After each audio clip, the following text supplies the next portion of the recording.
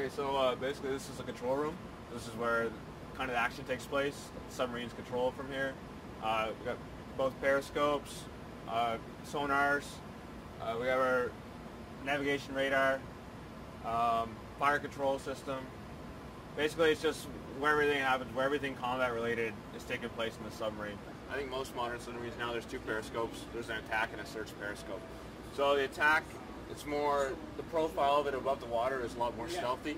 It's a lot smaller, so it's a lot harder to be detected. Whereas the search is a lot bigger. It allows for us a lot more features when we're transiting below the ocean and we know there's no immediate threat. So this is the what we call the ship control console. So it's it basically allows us control of what the trim system to trim out the boat and level the boat with using water, using ballast water, both internal and external, and also used for firefighting purposes. We have control of all our hydraulics on board. Hydraulics are used to open and shut valves, to raise and lower masts and periscopes. This console is manned 24/7, so this seat has actually never been empty for more than about 5 minutes in the 15 years we've had Canadian submarines. So it's quite well worn seat.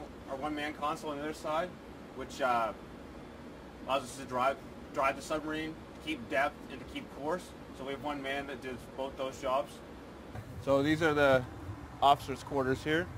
They call it the six-pack, 6 guys. So as you can see, it gets pretty crowded, pretty cramped. You get to know your neighbor pretty well. So this is WSC, Weapons Stowage Compartment. This is where we store torpedoes, obviously, which is the big purpose of the submarine. We got Mark 48 heavyweight torpedoes on board. We also store trainees here, so we make 11 racks for people training. So there's 11 people that also sleep up here. So it's kind of an improvised living space slash ammunition locker. Here's the engine room. Basically, we have 2 backswing Valenta diesel engines in here, and what they do is they charge the batteries. So they're just big battery chargers, essentially. We also have a lot of other equipment in here.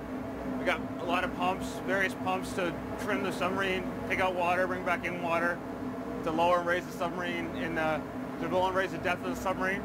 So this is the motor room.